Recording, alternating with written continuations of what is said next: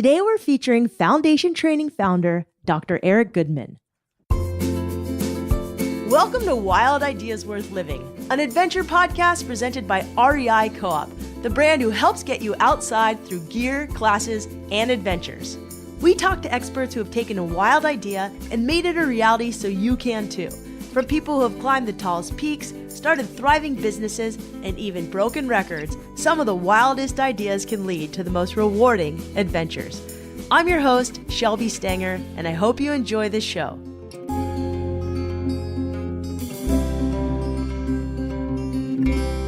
In living wildly, it's helpful to be able to move to the best of your ability.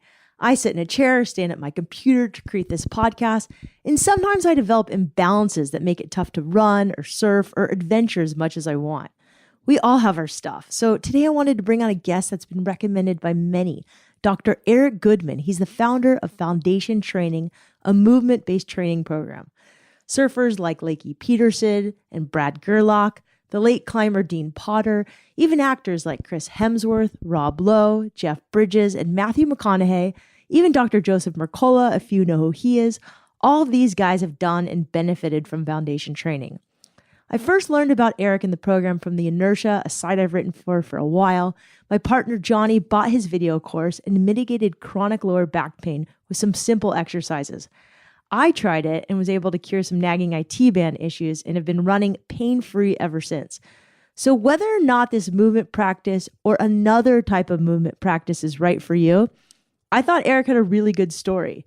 His wild idea of becoming a health practitioner and creating a program to help others move better the way nature intended without any equipment, I thought it was something a lot of you may relate to. Eric's a former water polo player. During chiropractor school, he developed back pain that doctors said he needed surgery for.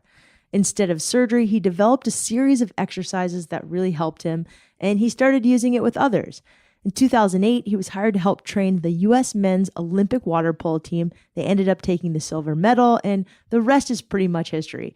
Eric's written 2 books with more on the way. There's now foundation training trainers in over 30 countries. So on this episode, we talk about general advice on how to start moving better today, how Eric got the wild idea to create a new type of movement and breath practice, what other methods might be helpful that are out there, and how to discover what might work best for you. Also, why healing emotional pain is as important as healing physical pain and how they often go hand in hand. We even get into furniture-less houses and how they might help you move better. So with any podcast, though, this is for information purposes only. Make sure you do your own research. This is a hearty intro. It's a hearty episode. Enjoy. So let's just start. What are some things people can do right now to feel better, avoid injury, and to set goals to progress for the next year as we come upon the new year? The first thing is you got to focus on posture, and not in the way that like your parents used to tell you sit up straight. It's very different. Posture is more or less the way your body represents itself physically in any position that it's in. And it has a lot to do with very deep intuitive muscles that surround your spine and your hips. And it has to do with how your feet are in contact with the ground and how your hip joints propel your torso and your head position. All these things come into play with posture. And if you sit down too much, or if you take this sort of maladapted physical body into a sport or into yoga or into climbing or into surfing or anything like that without unwinding it and lengthening it, you might get injured. So focusing on postural type exercises and breathing type exercises is a very important piece of the puzzle to not get injured. Another thing is warm up, even if it's just 3 or 4 minutes. Don't do a workout before you go exercise. Don't do like a 20-minute warm up. But spend 3, 4, 5 minutes really focusing on hip movement, focusing on ankle movement, focusing on shoulder movement and neck movement. You might find that you have much better overall motion when you go into whatever you're doing. Hydration is huge. Most people are chronically dehydrated to some degree, and it's a really good idea to hydrate more fully. Other than that, just keep it pretty simple. If you want to make goals for yourself, try to find goals that are not going to wear you out for the next year. You know, if you've never run a marathon, maybe running a marathon is not the first running endeavor you should do. Maybe a sprint triathlon is a better thing for you at a shorter range and something that can teach your body to stay strong instead of just suffering through 26 miles. It's just be smart about your goal setting. Be very realistic with who you are and what you want to do, and recognize that a goal should not be an end goal. It should be a goal that gets you to the next goal that you're going to set, that gets you further along the path towards an end goal. So you got to look at a sort of microcosmic scale when you're thinking of goal setting. Oh, that is such good advice. I just read this book, Living with a SEAL by Jesse Itzler, and he lives with a Navy SEAL, and they do like 6-mile runs in the morning, then 6 miles at night, and then they run with weight vests, and then they run every 4 hours in a 48-hour period. And I was like, I'm going to do that. And I got to today and I was like, okay, I'm done. But I have a big November and I just really wanted to have some physical goals. So I was like, okay, more realistic is 3 miles a day max. What do you do other than running? I do some speed work. I surf. I go to yoga class, but I adapt my yoga class to foundation training the whole time. And then I lately, we already said it in the intro, but like I do foundation training before I run. And it's been great. I think what you said before about warming up, I use the foundation training run warm up as my warm up, and it's like 5 to 7 minutes. And then when I get back home, I do it. But that brings me to this really important question. Like we talk about, training so much and setting these goals, but how do you know how much to train a day? It's always such a mystery to me. I think that it changes throughout the lifetime too. It changes for the individual and it changes throughout a lifetime. I think it's better, instead of knowing how to train or exactly what to do, I think sometimes knowing the symptoms of overtraining can be more, or undertraining can be more valuable. If you're not sleeping well, you're either doing a little bit too much or you're not doing enough. You're not getting enough energy out, or you're getting so much energy out that your body is sort of in this high alert state, this somewhat adrenalized state, and it can't get out of it because of cortisol being pumped through your system, trying to calm you down. So if you're not sleeping well, you have to change something in your training, whether an increase or a decrease is in demand. That's more up to you, knowing what your body is currently doing. If you're getting a lot of the same aches and pains, you have to change something in your training. It doesn't necessarily mean that you're overtraining. It just might mean that you're compensating for imbalances throughout the system, and that perhaps the training method that you're using, or the exercises that you're using, or the sport that you're playing could be lending itself towards imbalance instead of away from it. So you want to constantly be curious about what else is available out there that might potentially help you get better at feeling better. And there's a lot of things, and there's always people putting new stuff out there. So it's not so much am I over or under training. It's what other information is available to me? What other modalities are available to me? Who else, especially with the internet, just you can see 1,000 testimonials about 1,000 different things in like a day. There's so many things out there. There's so many different systems. You can go on YouTube and learn 1,000 exercise systems or little workouts. Go check out, if you're an endurance athlete or an intense aggressive athlete, go learn the 5 Tibetan rites. Go practice the 5 Tibetan rites on YouTube, because it's going to calm you down. It's going to calm down your nervous system, and it's going to help you feel mobile. If you're a person that meditates 24/7 and you're always in this mega Zen place and you're just so good at blocking out stress that, oh my God, I'm so enlightened, it's amazing. Maybe you should try weightlifting. Maybe you should try powerlifting. Maybe you should try things like CrossFit or things like a little bit of endurance, high intensity training, something to take you out of parasympathetic nervous system for a little while and jump you right into adrenaline. So let's talk about rest too, because that's something, one, you explained how I feel a lot of the time. Sometimes I've trained so hard and it's hard because if the waves are good, then I'm going to go surfing and I've already run and I'm like buzzed the rest of the day. And it's probably because I have that, as you explained it, adrenaline and cortisol pumping through my veins, which isn't good. So resting is a little challenging for me, and I'm sure a lot of the people listening, but I've figured out a way to rest now. Like what's your advice to other people on how to figure out how much we should rest and how to do it well? And my only advice on rest is, if you feel like you got to rest, prioritize it over everything else. I think If you feel tired all the time, you should start taking like a 15-minute nap in the middle of the day. And you don't have to fall asleep. You just have to shut everything out and stare at the ceiling for 15 minutes. If you fall asleep, cool. If not, no worries. Just get up at 15, 20 minutes. Yeah, I honestly, I wish I had a really creative answer of what to do for rest, but I don't. I just think that when your body is at its healthiest, it rests easily. And that sometimes we might be eating certain things, particular grains or sugars, or having a probiotic or maybe a biotic spectrum that is lending itself towards excessive thoughts and ruminations, meaning it's exciting our glutamate pathway in our brain. So it's creating this cycle of anxious thoughts. And anxious thoughts don't necessarily need to be negative. They just need to be fast and repetitive. You talked to me a little bit about there's physical pain and there's mental pain. And right now there's a lot of mental pain in the world. We're just coming off the Pittsburgh shootings as we're doing this interview. And you said, it's really important to mitigate both. So the physical and mental sort of go hand in hand. Can you talk about what you meant by that? I'll try to do it in a quick story. And this is getting personal. This morning, for whatever reason, I just woke up in a bad mood, like grumpy, pissed off. It happens on a regular for me. It's something that's happened to me since I was a little kid. I'm 50-50. I think a lot of people are that way. But I woke up like just hating everything, man. And just pissed for no reason. My life is very good. I have a good marriage. I have a great kid, a good life. But I was depressed, straight up, just not feeling it.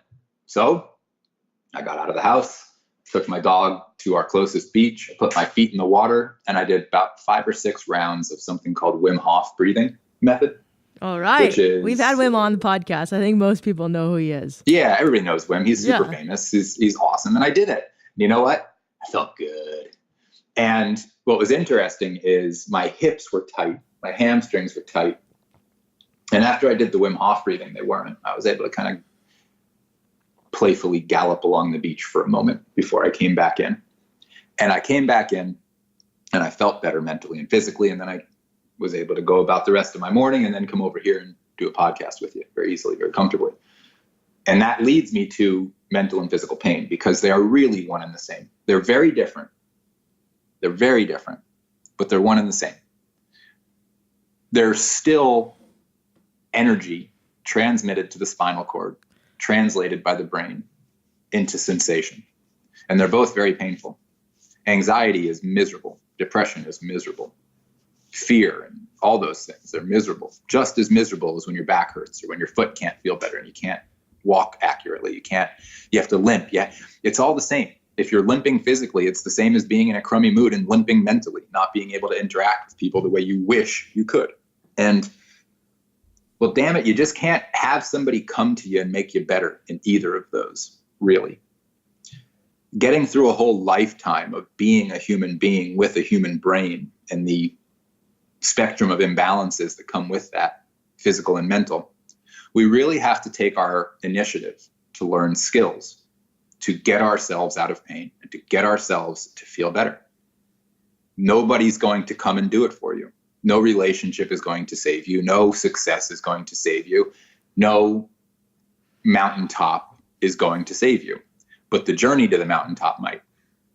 And the physical exertion and the overcoming of stressors and challenges seems to have a remarkable ability to get us out of both physical and mental pain. For physical challenges, it's finding your weakness. Like in foundation training, I found that my lower back was my weakest part of my body, and I've spent the last decade training it to the absolute utmost of my ability. And now it's the strongest part of my body, and my body's different, and my life is different. I've seen a lot of people have a similar response. When it comes to mental training, you have many weak spots, and we have to find them. For me, depression is a weak spot. If I don't live my life as I want to, I get depressed. If I don't do things in balance, I tend to get depressed. So I have to find ways to not be depressed, because I'm just not really a help to anybody when I'm in that funk, especially myself, especially my kid, especially my wife or my friends or my business. So Luckily, there's people out there like Wim Hof. There's people out there like Brian McKenzie. There's people out there like Laird and Gabby teaching XPT. There's people out there like the Buteyko method, a Russian Konstantin Buteyko, that teaches people to breathe very playfully and minimally to reduce anxieties and other problems. There's things like Moshe Feldenkrais's work, Joe Pilates' work. There's things like yoga and meditation. There's things like Headspace, the app that helps you guide yourself through little 10-minute meditations. There's free diving breathing and simple steps you can take to learn how to control your respiration slowly, quickly, deeply, shallowly, all these different things that seem to have a major component in governing how much pain we feel. And that pain is both physical and mental. And it's just, everybody's wired a little differently. Some people feel a little more physical, some people feel a little more mental, and some people don't feel much of either. It's interesting. But what you got is what you got. It's the hand that you've been dealt, and the more you understand how to play that hand physically and mentally, meaning knowing when you're in a bad mood. It's not that everybody around you is being a jerk. It's that you might be intolerable at that moment. And recognizing like, oh, the only one that's going to make me tolerable is me. And it's not going to be because I say, oh, I can be better. I can feel better. I don't need to be like this. I can put this away. I can put this behind me. No, it's because you transfer the energy into something different, because energy is not created or destroyed. It's transferred. And you can transfer negative energy into positive actions that make you feel better. And that's all I want people to do. And that's my idea, that people can actually get their stuff together and skillfully and willfully improve their lives on a day-to-day basis. And if they miss a day, they don't hate themselves and resent it and get depressed. They just work a little harder the next one to continue on that path. Eric, thank you so much for sharing that, because I relate to feeling the same as well often. And I imagine other people listening to this podcast have felt the same way as well. And I think you gave really good advice about dealing with feelings that aren't always fun that come up. So I'd also like to talk about, this thing you've created, foundation training. Can you explain in simple terms what foundation training is? I'm going to give you a scientific answer, a really quick one. And that answer is it's a re-education of the axial skeleton towards expansion to ensure that the rest of the body is held together as well as possible. The axial skeleton is your rib cage and your spine. I want those to get bigger and broader, more powerful, wider, taller, longer. I want you to take up as much possible real estate at the center of your body as you can. Big outward expansion of the rib cage when you breathe in. I want you to take that inhalation and kind of maximize the capable muscular contraction of the abdomen as you exhale from that large, big rib cage. And I want to teach your body how to breathe like that. And in doing that, I want to teach you how to activate muscles on the backside of your body. So we're going to go into these isometric poses, like the founder, the woodpecker, the lunge decompression, the gorilla lift, and all these different poses that we have in foundation training that are all 100% geared towards integrating the muscles along the backside of your body, teaching them to work together to support you better, move you better, and absorb your weight as you move around in as many muscles as possible so that your joints are not doing it themselves. Okay, and we're going to have links to explain what a gorilla or a woodpecker is. You're going to get, it's so confusing to hear this stuff. That's one of the issues with, podcast type situation and exercise is no matter how well I explain it, until you see it and go through it, it's going to be really hard. But I will absolutely provide you and your audience with links so that you can see these movements. How often should I be doing something like foundation training a day? It really varies. It's hard to answer that question. My typical recommendation for people is 5 to 10 minutes a day is your minimum. I'd say 5 minutes a day is your minimum, because what you're doing is you're practicing a neurological pattern. You're not trying to beat your body up. You're not trying to train muscles to fatigue so they recover. You're practicing a very important neurological pattern, which is hinging at the hip joints and expanding and contracting the rib cage as you breathe. Once you learn those things very well, you start moving them into isometric poses, and those isometric poses become part of the 5 to 10 minutes a day little program you follow. You spend that first month or so just learning, spending 5-10 minutes a day, learning the basics of whatever movement it is, whether it's foundation training or another one that you're learning. Get the movements down well so that when you start using it as prehab or as rehab, when you start flowing things together, when you start giving yourself the 10, 15, 20-minute workout version that you then start to do each day, you have it down. Your body's ready for it. It's ready to adapt and evolve with it, because that's how neurological patterns improve. They don't improve through intensity. They improve through intent and repetition. So if you're working on patterns, intent and repetition, not intensity. So right now, for example, I do your run warm up and your run cool down. The run warm up before the run cool down, which is like 7 minutes after. Mm-hmm. I'm good. Yeah, you're pretty solid. I mean, okay. And it should be that simple. We're going to take a quick break to hear from previous guest, Semi-Rad's Brendan Leonard, about some holiday tips, courtesy of REI.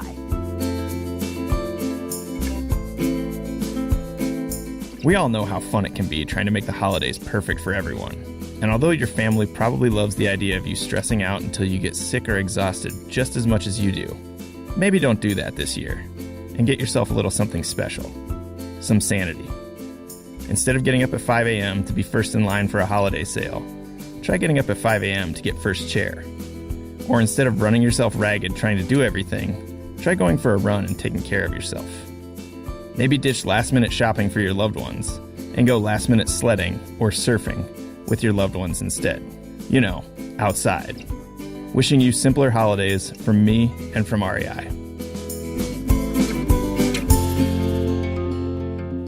You know, I think there's so much information out there on how to train, what to eat.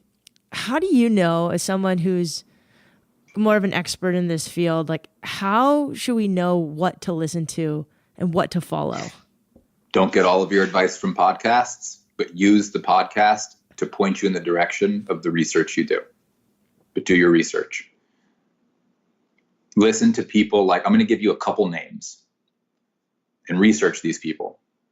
Number one, if you are an athlete moving from your late 20s or 30s into your 40s, 50s, 60s, I want you to get to know Peter Park. You should read his book, Rebound. You should learn his nutrition advice, which he lives and breathes every single day. You should look into nutrition advice from guys like Chris Kresser, Dan Kalish, and Dr. Terry Walls. Particularly you, Shelby. If you don't know about Terry Walls already, you should really look into Dr. Walls. Her autoimmune protocols are phenomenal as far as nutrition goes. If you have the opportunity to learn movement practices, if you're a climber, if you're a mountain biker or a motocross racer or a snowboarder or a skateboarder, if you're somebody that takes awkward falls regularly, things like Gymnastica Naturale are going to be really good for you. And things like foundation training are going to really help you not get hurt as often as when you're falling. What was the first thing you said? Gymnastics what? It's called Gymnastica, like Gin, Gymnastica. Okay.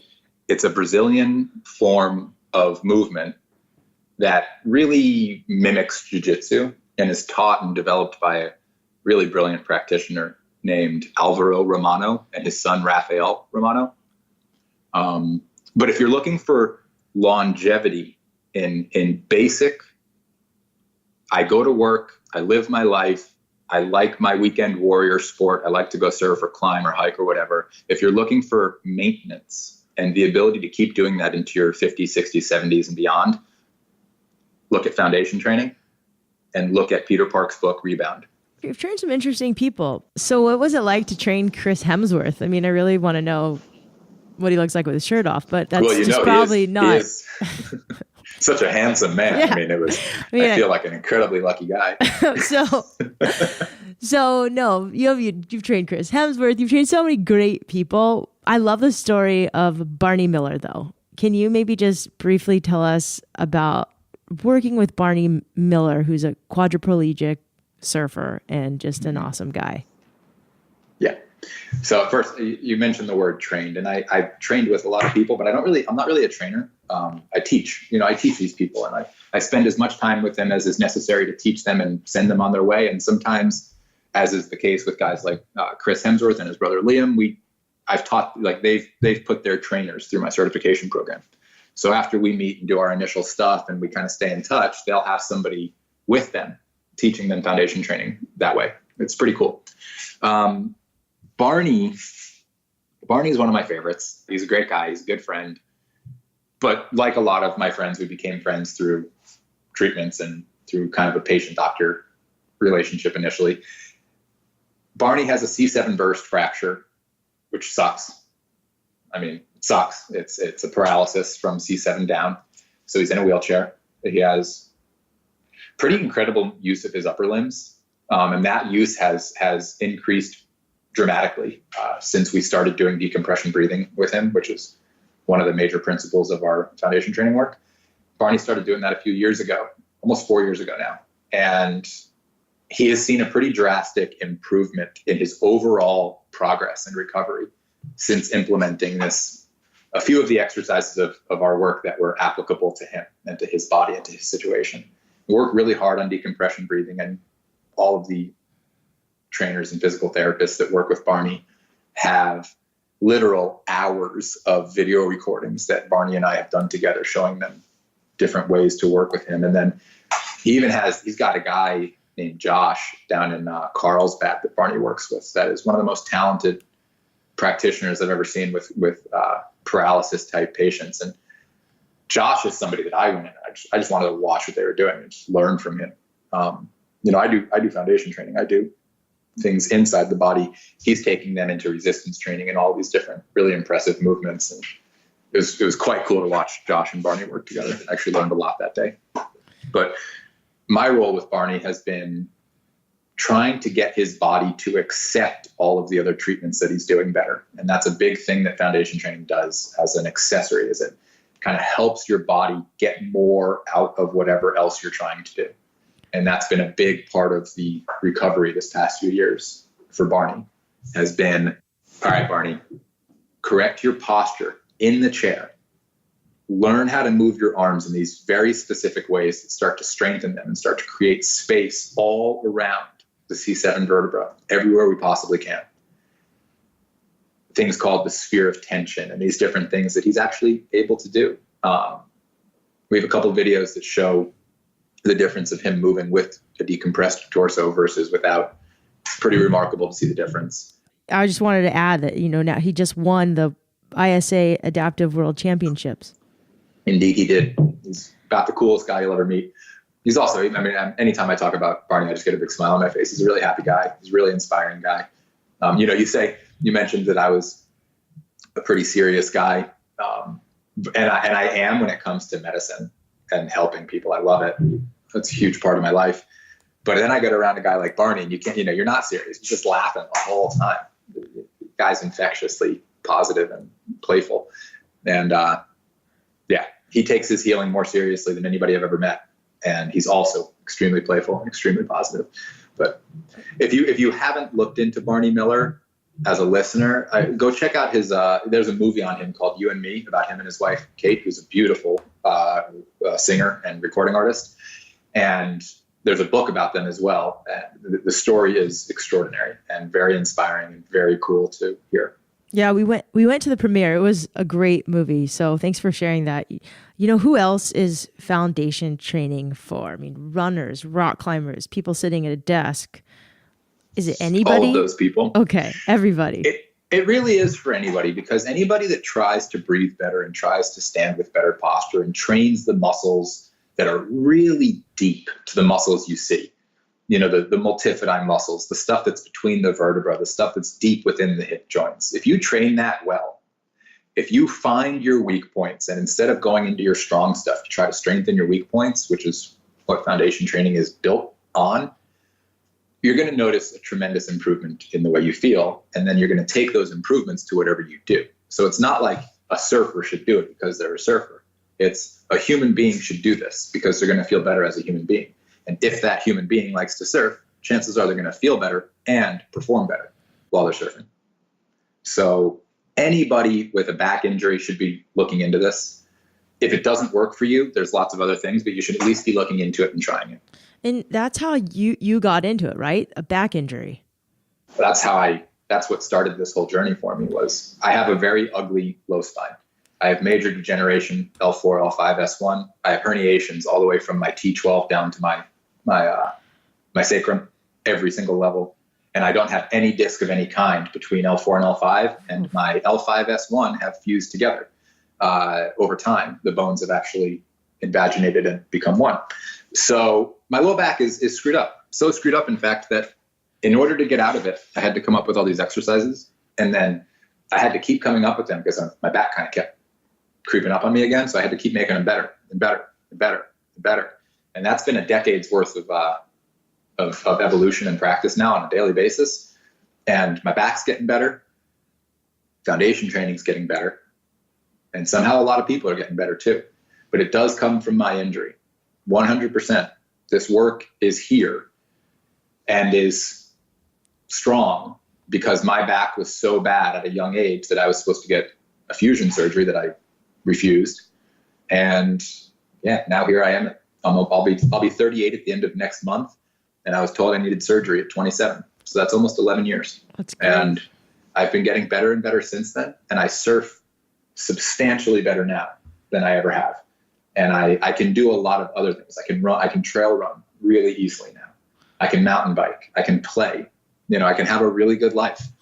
Will you just tell me a little bit about, I know it's a long story, but maybe like the Cliff Notes version of your amazing story about how you founded this brand new fit movement system you call foundation training. I mean, from the back injury, you obviously went to school.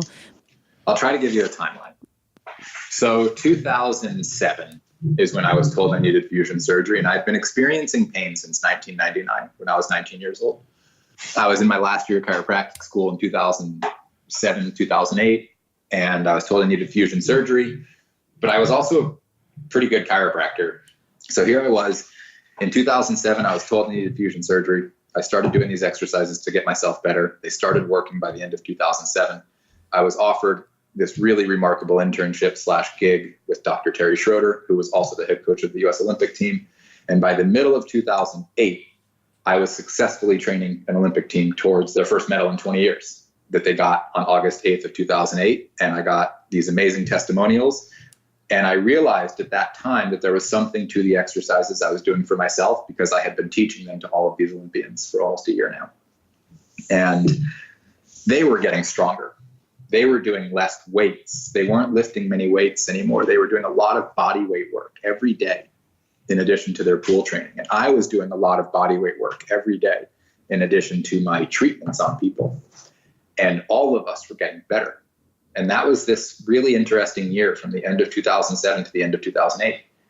And it was the biggest transition year of my life. And it showed me, A, how much harder I could work because I saw this group of 20 Olympians or so, 25 Olympians, working their butts off 6 days a week, 12, 13, 14 hours a day, because I was there with them 6 days a week, 12, 13, 14 hours a day, training them or being there as a part of the medical staff or being there just to lend an ear, whatever, cheer them along.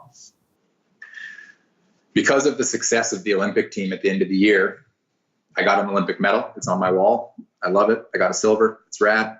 It's such an incredible reminder of really powerful year in 2008. I got testimonials from all those guys, even a testimonial from Dr. Schroeder saying that a big part of the team's success was because of the training that I was doing with them. And I took that and I made an email and I sent it to like 20 people in Santa Barbara because I really wanted to live in Santa Barbara. And I sent them this email with a bunch of testimonials talking about what I do. Half of them were chiropractors and half of them were trainers. And one of them got back to me. And that one person was Peter Park and his wife, Kelly Park.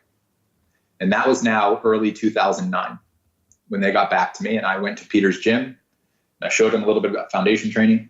And Peter and I started working together a lot in early 2009, a lot in mid 2009. And by the end of that year, we knew we had something. He saw a lot of value in the foundation training exercises, but they weren't even called foundation training or anything yet. We started training a lot of people together. We started working towards writing a book together. By mid 2011, that book came out. From 2009 to 2011, I taught classes several times a week learning how to teach this work, learning how to help people understand it, learning how to find what wasn't working very well with it and improve it. And those classes started out as donation-based classes. And there was this sort of infectious growth of our work. And it hasn't stopped. It's now 2018 and it's still going. But along the way, there's been a couple books now. There's been a whole teaching team that helped me build up our certification process. We have over 1,000 instructors around the world now teaching this work. And I don't know how else to say it other than it just kind of happened because I taught everybody I could how to do this, like every single chance I got. I used to call myself Johnny Apple Movement. I felt like I was just bouncing around the country, teaching, planting these little seeds of biomechanics. Like, hey, why don't you try this? Maybe you should try that. That's awesome. And I love that you kind of basically had a donation box to like. I literally had a donation box. Yeah, you're literally making money doing this. And you had a couple of like pretty influential clients, and you'd mentioned Luke Walton and an engineer from Google.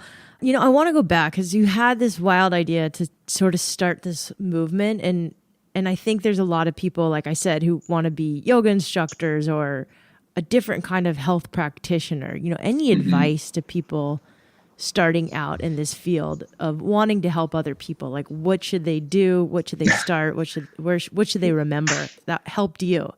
I don't think they're going to like it. That's okay. But this is my genuine advice.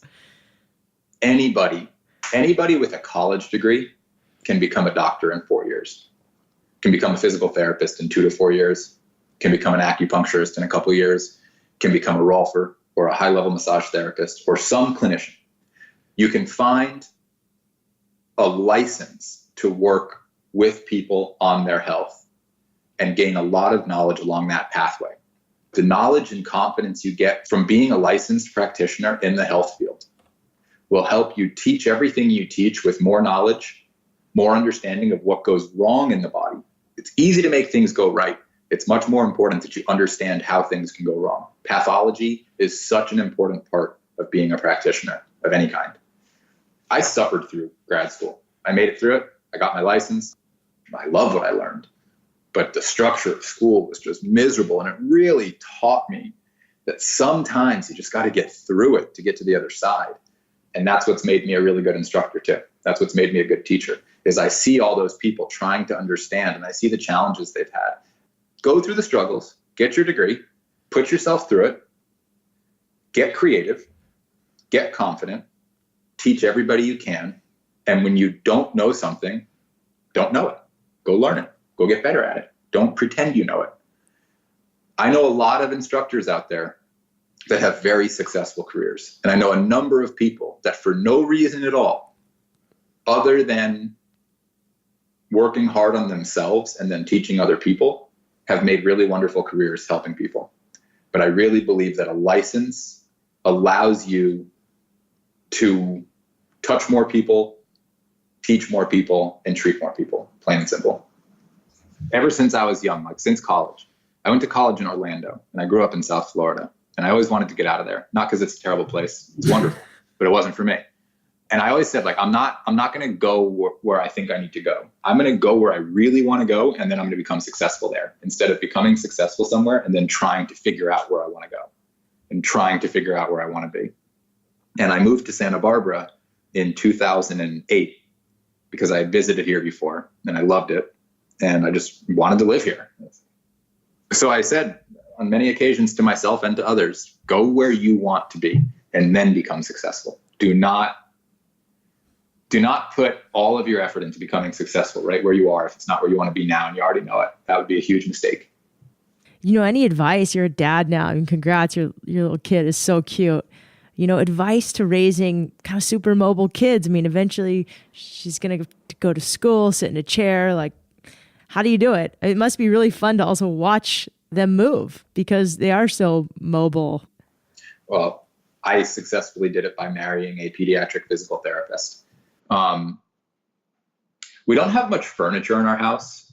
There's a really intelligent woman named Katie Bowman that I don't know if she started this movement, but she speaks a lot about just not having much furniture, having things to climb on and play on instead in the home. Really like that idea. I think that's much closer to our nature.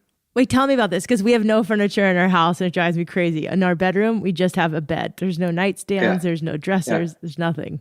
Yeah, what do you need that stuff for, really? I know. It's a yoga room in every room. Well, I think furnitureless houses create moment-to-moment problem solving for people wanting to sit on furniture. And I think that problem solving down the line leads to kids that understand how to squat better and kneel better and get up and off the floor a little better. And parents also that know how to do those things. Kids mimic parents. If you want your kid to move a lot, move a lot. If you want your kid to sit down and look at phones a lot, sit down and look at phones a lot. That's it. Like, that's what happens. They mimic what you do. If I go like this, my kid's going to go like this. Like, it's what it is. Like, it's awesome. It's hysterical. And it really lets you see who you are and what you're doing. You know, before we go, we ask a lot of our guests this, and I think you've had such an interesting path to doing what you do. You did take the road less traveled. I mean, starting a whole different type of biomechanical exercise and calling it foundation training, having a business, it's a pretty different path to have taken. Any advice you'd give to your 15-year-old self? Because I think that's an age where we're like in high school and we're a little awkward and I don't know, we're just trying to figure things out, or just your younger self. I would have gotten myself into swimming a little bit earlier. I got into swimming in high school. I would have gotten into it in like elementary school, and I would have gotten into martial arts younger. I'm not into martial arts. I like to look at it. I like to learn about it a little bit. I'm planning on entering that territory in the near future just to learn myself, just to learn how to grapple a little better, learn how to control my body in that aggressive way a little bit better. And yeah, I think that's the advice I would give myself as a young man, is take something that focuses your energy and really focus it. If I could do anything different, I had a lot of issues when I was like 10, 11, 12, 13, 14. And they started to come out of those issues when I started swimming and I started lifting weights and I started just doing more, playing more. And I wish that I had done that at a very young age. And surfing is another thing. I started surfing when I was 25, and I wish that I had started it when I was 5. Yeah, you were late. Yeah, I was late. I do too. I've done it almost every day since. That's awesome. 12, 13 years now. And it's just the best. Johnny and I joke that if we have a kid, that kid's going to be like in gymnastics, swimming, and surfing like the minute it's out of the womb. But yeah, see, we have Sunny at the beach. Her name is Sonora, but we call her Sunny. We have Sunny at the beach every day, and she comes in the water, and I'm going to get a board made that she has a little handle to hold on to, a little long board that she can hold on to while I do little belly waves with her and stuff. But cool. That's a little down the line. She's got to be a slightly bit older. I think just having them in nature, you don't have to teach a kid how to be a gymnast. You just have to bring them out to an area they have to climb up and down on. You have to bring them out to sand and to rocks and to water and to hills and to let them be a part of this outside experience, and you'll be blown away how much a kid moves. They don't stop. It's awesome. It is very beautiful. Awesome. Got to give them the opportunity to do it, though. You know, getting out in nature. We've had so many podcasts about getting kids in nature, and it's game changer for kids. What's wrong with people staying inside all the time? It's terrible. What's wrong with you people? Get outside, even if it's your job. As soon as you're not at your job, be outside. That second. Eric, where can we find more? Like, where can people get foundation training? Try it, do it. Learn more about you. Foundationtraining.com is our website. And we are going to have a brand new website before the end of the year. But the one that we have right now works perfectly fine. You'll still have everything you need on there. We have certified instructors all over the world, which is nuts. They're in 30 plus countries now. Some of them are really talented instructors too, that are helping a lot of people get out of pain. We have a couple books that are on Amazon. And I think that's it. There's classes, there's trainers, there's free YouTube videos, there's all sorts of stuff. Just Google foundation training and learn whatever you can. And I hope it makes you feel better. From a deep down place, I hope it makes you feel better.